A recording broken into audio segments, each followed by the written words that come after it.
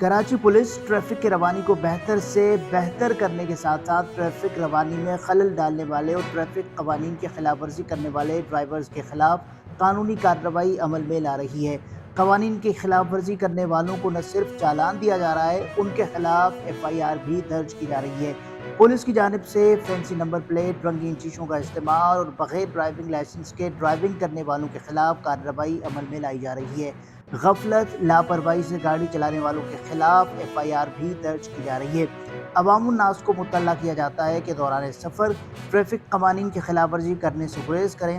Karachi police traffic قوانین کی خلاف ورزیوں کے خاتمے تک ایسی کارروائیاں جاری رکھنے کے لیے پرعزم ہے۔ ٹریفک قوانین کی پابندی کر کے قانون پسند شہری ہونے کا ثبوت دیں۔ کراچی کے علاقے مومن آباد تھانے سے متصل ری ہیبلیٹیشن سینٹر پر منشیات فروشوں نے حملہ کر کے زیر علاج 127 نشے کے عادی افراد کو چھڑوا لیا۔ منشیات فروشوں نے اپنے حملے کے دوران سن شائن کے نام سے قائم بحالی مرکز میں توڑ پھوڑ کی، وہاں موجود پولیس آفیسر کو اور اہلکار کو تشدد کا نشانہ بنایا۔ منشیات فروشوں کے تشدد سے پولیس آفیسر اور اہلکار زخمی ہو گئے۔ ملزمان نے اصلاحی سینٹر کے کمرے کے دروازے توڑ دیے اور 117 منشیات کے عادی افراد کو چھڑوا کر لے گئے۔ انتظامیہ کے مطابق اصلاحی مرکز کئی سال سے نشے کے عادی افراد کو علاج کے بعد کارآمد شہری بنا چکا ہے۔ منشیات فروشوں کے حملے کا مقصد منشیات کی فروخت کو بڑھانا ہے۔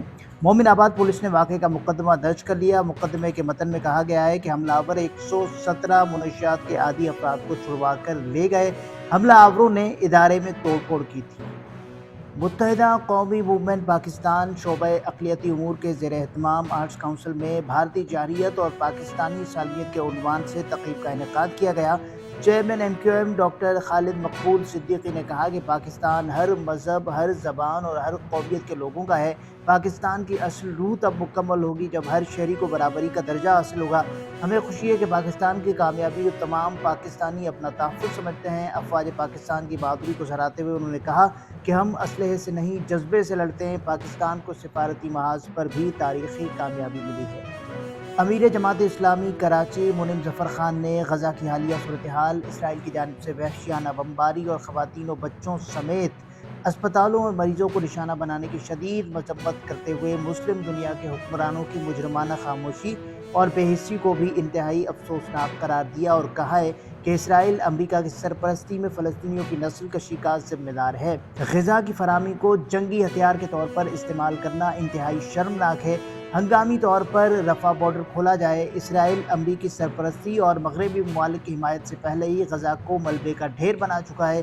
غزہ میں فلسطینیوں کی بدترین نسل کشی کے بعد اب بچے کچے لوگوں کو بھی وہاں سے بے دخل کرنا چاہتا ہے۔ امریکی صدر فلسطینیوں کی نسل کشی ختم کروانے کے بجائے غزہ پر خود امریکہ کے کنٹرول حاصل کرنے کی بات کر رہے ہیں۔ کلفٹن کنٹونمنٹ بورڈ نے فیز 1 سے فیز 7 تک تمام علاقوں میں شہریوں کو بنیادی سہولتوں کی فراہمی کے لیے ایمرجنسی رسپانس ٹیم تشکیل دے دی ہیں۔ چیف انجینئر عبدالرحیم کے مطابق ہر علاقے کے لیے ایک ذمہ دار آفیسر تعینات کر دیا گیا ہے جو اپنے علاقے کے مسائل پر فوری کارروائی کرے گا۔ انہوں نے بتایا کہ پانی، سیوریج، بجلی کے کھمبے اور اسٹریٹ لائٹ سے متعلق شکایت کا ازالہ اب 24 گھنٹوں میں ممکن ہو سکے گا۔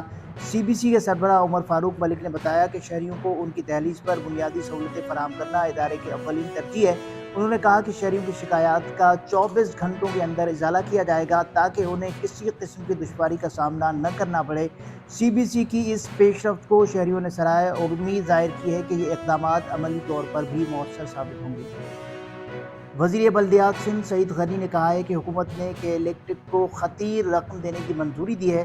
سندھ حکومت ڈیفالٹر نہیں، ریگولر ادائیگی کر رہے ہیں۔ انہوں نے کہا کہ کراچی الیکٹرک کا کہنا ہے کہ لوڈ شیڈنگ وہاں کرتے ہیں جہاں ریکوری کم ہوتی ہے، تو ہمیں بلا تعطل بجلی فراہم کرنا کے الیکٹرک کی ذمہ داری ہے۔ جو پیسے پورے دے رہے ہیں انہیں بجلی دی جائے۔